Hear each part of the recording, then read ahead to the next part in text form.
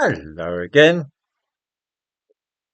It can, I think, hardly have escaped the notice of anybody living in Britain that there is a positive mania these days among young men for wearing women's clothes and sometimes having themselves castrated in order to make their bodies more like those of women. Such people refer to themselves as trans women. Nor, I'm guessing, will many viewers have failed to notice the rise of what are described as male influencers, the most famous of whom is a man called Andrew Tate, who is often in the newspapers these days. Progressive people are very enthusiastic about the men attempting to pass themselves off as women, and also harshly dismissive of Andrew Tate and others like him. Some people whose views are perhaps a little to the right have opposite sentiments. They praise Andrew Tate and are dubious about men changing sex. Both Andrew Tate and the male influencers, together with legions of men wishing to change sex, are symptoms of the efforts made in recent years to discourage boys from growing up to become men. Not that those pushing this trend would frame it in such terms. They would claim that they wish to stop boys from turning into rapists and thugs when they are older by encouraging them from an early age to be more like girls, play nicely, not to fight, and to avoid being rough in the playground. These attempts in nurseries and schools have coincided with the rise of the fatherless family, where boys lack a strong male role model. All of which means that boys are increasingly growing up not understanding what being male means. The official view among sociologists and teachers and the rest is that boys and girls are pretty much interchangeable, and that if you treat them the same and have the same expectation of boys and girls, then they will actually grow up to be indistinguishable. Most normal people know that this is a lot of nonsense. Boys do have more of an urge to fight than girls. They have more aggression, less inclination to settle disputes by seeking consensus, more wish to compete to be the strongest and best. You can certainly discourage those things, but all that means is that you will drive them underground.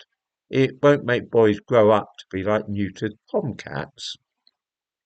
You can, without doubt, get them to feel guilty and ashamed about their natural instincts, but you can't remove those instincts by giving them dollies to play with instead of toy soldiers and guns.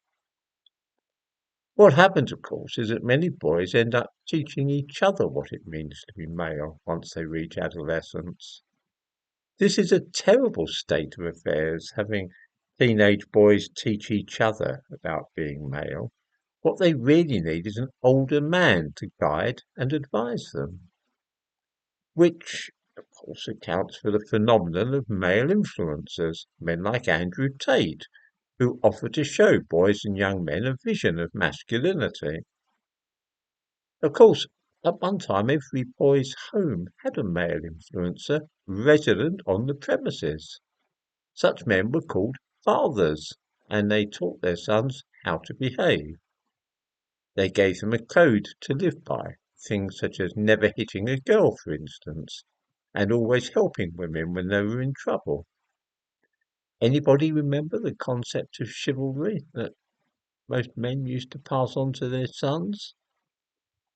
In other words, rather than teaching boys to be androgynous beings with characters which veered towards the feminine, fathers taught boys to be good men and not bullies or rapists. Quite a few boys now are growing up so embarrassed about the idea of becoming men that they choose instead to become women because they've been indoctrinated into supposing that women are better than men and more acceptable. This kind of thing, where males attempt to change into females, seldom works out well for anybody. If society were to change a little and start allowing boys to be boys again and simply accepting that they are different from girls, then much of the trans business would probably fade away naturally.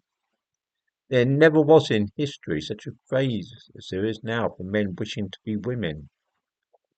and it must surely be obvious to anybody that the phenomenon is one produced by society. Then, too, if more boys were raised in conventional families by their mothers and fathers, we would find the need for male influencers would also disappear, because every boy would have his own male influencer. There's no point people complaining about the popularity of men like Andrew Tate, nor about the emergence of the trans movement. We've created both these things ourselves by our efforts to suppress masculinity in young boys.